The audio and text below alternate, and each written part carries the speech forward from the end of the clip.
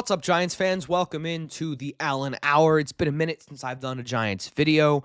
I appreciate you all tuning into all my college football content that we've been doing here on the channel over the last month or so. But listen, John Harbaugh is the next head coach of the New York Football Giants. So you know I had to hop on here and make a quick video about it. Make sure you drop a like, subscribe, ring that bell to be notified every time I post on here, and let's get into it. I mean, could we have asked for a better morning, Giants fans? You got to give the Giants ownership group, John Mara, Chris Mara, Steve Tisch, you got to give all those guys a ton of credit. You got to give Joe Schoen. I know I don't say it much, but you got to give Joe Schoen a ton of credit as well because it seemingly looks like his job is safe as the days go, but he led this head coaching search. We were all against that. And listen, I still don't think it takes a genius to know to go out and get John Harbaugh, but to be able to land it. Now that takes some skills. So I give him a ton of credit for doing that. I still can't believe that John Harbaugh is going to be the new head coach of this team. Considering the list of names that we've had to go through since Tom Coughlin was fired. You talk about Ben McAdoo, Pat Shurmur, Joe Judge, Brian Daboll, like Mike Kafka interim. We all love Spags, but he just didn't have a great interim sample size. So there's just a ton of failure at the head coaching spot since Tom Coughlin was fired. And they haven't been able to replicate consistent success since their second Super Bowl win in the Coughlin Manning era in 2011, 2012. So they have not been able to get back to that kind of Giants winning formula where every year they're in the playoff run, they're in the division run, and they're a formidable team, whether they're in the playoffs or not. Like, they're a team that people view on their schedule that they're like, okay, this is going to be a tough game. They're going to run the ball down your throat. They're going to play great defense. And it's going to be grinded out 60 minutes of football. It has not been this way with the Giants for quite some time. I'm sure they've been looked at as the laughingstock of the league, as I know us fans have. I'm sure it's hard for coaches and other players of other teams to not look at them the same way, even though they won't admit it to the media in the public eye. You have to think that they're also thinking the same thing. So anyway, it's so good to just have faith in a coach and be able to trust his process and to be able to look at an 18-year sample size with Baltimore. So just to give you John Harbaugh's resume in his tenure with Baltimore, 180 and 113 win-loss record, 13 and 11 in the playoffs, including the Super Bowl back in 2012 with Joe Flacco, made the playoffs in 12 of 18 seasons, 8 road wins in the playoffs, which is the most in NFL history. Coach of the Year in 2019, won the AFC North 6 times, and was in his 14th all-time in coaching wins, and so he'll likely climb up that ladder as he progresses with the Giants. This is Bobby Skinner tweeted this whole thing out for me. That was very nice of him to put a condensed little resume there for me. So I'll put the tweet up here so you guys can see it yourself. But the numbers speak for themselves, man. This guy can coach. He's a winner. This is what the Giants needed. They needed stability, okay? They didn't need to go out and get another first-year head coach, former coordinator, longtime coordinator who's looking for head coaching experience similar to a Brian Daboll, similar to a Pat Shurmur, similar to a Joe Judge. They didn't go with an out-of-the-box candidate either, which would fit Joe Judge. They went with the candidate that, again, everybody said they should go and get, and they did it. So you got to give them a ton of credit. As soon as they found out the Ravens fired him, I think it was probably during the dinner that Joe Schoen was having with Stefanski on a Wednesday night. I think it was Wednesday night. They must have found out then, because the day after, Stefanski flew home, and that was it. Never heard any more about Stefanski. It was full-on push for John Harbaugh. They had him in the building yesterday. That was the 14th. They had him there. He flew out to Teterboro. I think it was on Steve Tisch's plane. They brought him into the building, and they had him in there all day. Jackson Dart stopped by. Apparently, Brian Daboll and Tom Coughlin, they left good words about the job itself. So shout out Daboll for being kind of a good guy about this, because taking the high road. Because a lot of guys would have felt slighted being fired, after holding this position for 4 years. But he took it with respect and he praised the job. So you got to give the guy a lot of credit. He didn't bash the team. Hopefully that's a good sign for what management looks like. and how they treat their staff and their players. So they had him in the building all day yesterday. They had Jackson Dart stop by. They met, and throughout the day on Twitter, I was just waiting for the official tweet from Schefter, from Jordan Schultz, from whomever to come out and to say John Harbaugh is signing a deal with the Giants. He's not leaving the building, because everyone was saying, Giants, you can't let him leave the building. I believe the Giants were one of the few teams, if not the only team, to be in this rare situation this early on in the process where they were eligible to hire a coach. Evidently, after last night, they showed that they could, but they were in a position where they checked off all the pre-job interview, head coaching interview processes. They checked off all those boxes, all the requirements they had to fulfill before being eligible to hire a new coach. And they put themselves in a position where, leading up to that meeting, they had all of that stuff checked out. So they knew that they could hire him the day of, right there in the building, if everything went well. And seemingly things did go well. So I just did some quick researching just to make sure I had everything straight. But just to confirm, one of the bigger requirements is the Rooney Rule. So the rule is you have to interview 2 minority or female coaches outside of the organization.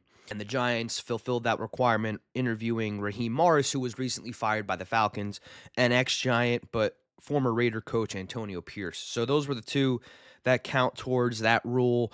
They also interviewed a bunch of other guys as well. Stefanski, as I mentioned, I know he doesn't fit for the rule, but just in terms of guys that they've talked to, they also talked to Vance Joseph, Darren Rizzi, Clint Kubiak, Lou Anarumo, Mike McCarthy, and if I didn't say Mike Kafka. The Giants, they did their due diligence. They put themselves in this position where, going into yesterday, having John Harbaugh in the building on the 14th, put yourself in a position where you could sign him to a deal if the mutual interest was that high. And it was. I mean, they signed him later that night. They didn't let him meet with any other teams, which is a huge thing for me. It means that he really wanted to be here as well, which is what every report was saying. But you have to take it with a grain of salt until it's all true, until he's your coach, right? Sometimes you can't believe it until you see it. And this was one of those things for me. Yeah, the interest was up there, I was hoping that it was true, but I've also seen time and time again where the Giants, they mess up these kinds of situations where it seems too good to be true and they don't land the guy that they should get. Well, I got to give them a ton of credit for once. Usually there's not hate, but usually there's a lot of criticism on the Giants' play on the field. This is a great move off the field to hopefully better the play on the field. This is just going to help them tremendously, and this is exactly what they needed. So as I'm recording this, Ari Merov just tweeted a picture of John Harbaugh, Joe Shane at a restaurant in East Rutherford, New Jersey. The restaurant posted it to their Instagram. I don't know if this picture was from yesterday or if it was from today. In case you didn't believe Joe Shane took out John Harbaugh to lunch or to a dinner or whatever, well, there's your proof. But anyway, back to the main point of this video. The Giants have bought me back in. There's a clear plan here. They have an idea of what they want now. And I imagine it took some time to sit back for John Mara and for all the other owners to just sit back and be like, listen, we have not been able to figure this out. We've done a ton of hires. We've gone through a ton of GMs, ton of coaches. Like, we need to give this to someone who's A, done this for a while, and B, has done it successfully. Now, say what you want about Harbaugh in his recent struggles with the Ravens. I would gladly go from the state of this team every year winning 4, 5, 3, 2 games a season. I would go from this state to the state that the Ravens have been at, where they win 10 to 12 games a year, and yeah, they lose in the playoffs. Who cares? Who really cares at that point? You got to get there first before you can be mad at the outcome of the playoffs. Like, I don't care about any of that. Really, I don't. Because just competing in the playoffs is what we're looking for. We're looking for division championships. We're looking to get in the playoffs. And yeah, we're looking to win the Super Bowl, obviously. But you got to make it first. Got to make it first. So let's not harp on Harbaugh being this quote-unquote choker in the playoffs and whatnot. You look at the last couple games he's lost with the Ravens to get eliminated. Zay Flowers, fumbling the ball in the end zone in the AFC Championship game late. I mean, if he scores there, they're going on to the Super Bowl. And maybe they win the whole thing. Who knows? This year, Tyler Loop misses not a gimme, but it's a kick he hasn't missed all season. You make it, you go to the playoffs. And who knows what happens? You got Lamar Jackson, maybe make a run at the thing. Not saying they win anything, but I mean, you're talking about an AFC North division title, a playoff appearance, and you're adding Lamar Jackson to this AFC playoff field. Not to mention the Steelers just lost 30-6 at home against the Texans, so maybe you get a better game out of that too. You never know. So again, this hire is a serious hire. It's an expensive one too. With this hire, it means you're giving him full control of pretty much everything the organization is going to do. Roster-wise, coaching-wise, schematics-wise, all of it. He's going to have his hand in everything on this team. And this is how it should be. For a team that has not been able to figure out how to run it correctly, this is how you do it. You bring in a guy who has done it. You pay him a ton of money as well. Jordan Schultz reporting it's going to be about a 5-year, $100 million deal. I'll tell you what, when this guy's winning you 10-plus games a year, contending for NFC East division titles once again, making playoff runs, you're not going to care how much he's getting paid on that paycheck. You're going to care about the results in the playoffs at that point. So between his personal salary and his own staff, which, by the way, rumors are coming out this morning that Todd Monken is going to be the offensive coordinator. So you're already seeing there's not an interview process for his coordinators. He has an idea of who he wants. And frankly, this is the main reason why he was fired with Baltimore. The dispute that ownership Lamar Jackson had with John Harbaugh over Todd Monken and keeping him, letting him go. And ultimately, I don't blame the owner of the Ravens. You can't have Lamar Jackson upset. He's your future, albeit, although John Harbaugh's been your coach for damn near 20 years, eventually you have to side with the quarterback, your future, your franchise guy, multiple-time MVP. And it came down to that. Like, Lamar did not want Todd Monken. John Harbaugh wanted Todd Monken, and the owner had to pick a side. So he picked Lamar, wisely did. And so John Harbaugh fired, along with Monken, his staff. So now you had to figure John Harbaugh was going to bring over Todd Monken as a part of this new coaching staff. So we'll see who he brings in as the defensive coordinator. Maybe there's a bit of a interview process there, but you kind of had an idea that Todd Monken, after what happened with Baltimore, that whole fallout, and just John Harbaugh showing the commitment that he has to Todd Monken and vice versa, that was going to be the offensive coordinator pick for the Giants. So no surprise there. I think that's a huge hire as well. I think it's a great one too. Todd Monken, since being the offensive coordinator for the Ravens, I know Lamar Jackson did not want to work with him any longer, but the numbers don't lie in terms of the production that the Ravens and Lamar, what they were able to do under this new offensive scheme of Todd Monken's. Todd Monken has been the offensive coordinator, or was the offensive coordinator, since 2023 for the Ravens, so a total of 3 seasons, 23, 24, 25. This past season, it's hard to judge because Lamar was dealing with those injuries throughout the season and just was kind of sitting out of games towards the end, and then he came back to play the last game, so just kind of a difficult season to judge the offense. But when you look at the prior 2 seasons where Lamar was playing the entire season, second in MVP voting both years, I don't think that Lamar Jackson needs a specific offensive coordinator to win an MVP. He is an awesome, awesome player that offensive coordinators make careers from, not the other way around. So I do think there's a question marks there as it pertains to how will that translate to Jackson Dart, but I will also say the experience of working with a guy like Lamar with his running ability, passing ability, being able to translate that then to consistent production, damn near MVP level production. You got to be really excited for Jackson Dart, what this entails for him going forward. Because as I said in, I think it was my last Giants video or one of them that I've put on the channel, this window of the rookie deal for Jackson Dart is the biggest time frame the Giants will have to work with for his entire career. Because you've seen over the years teams like this, the 49ers, they were able to build these just mega super teams around quarterbacks on the rookie deal. Brock Purdy.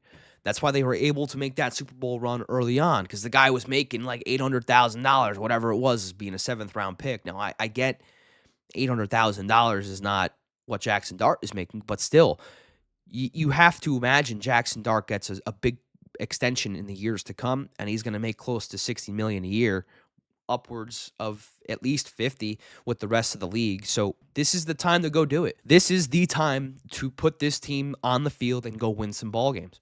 Try to make a run at this thing. I think everyone would agree The Giants were a better team than the record showed this season. No one's disputing that. They blew a ton of games down the stretch. They blew a ton of games early on. This could have been a 7-8 win team. No doubt in my mind. With the toughest schedule in the NFL, mind you. So I am very hopeful for next season. I'm hoping that John Harbaugh can turn this team into a bunch of winners.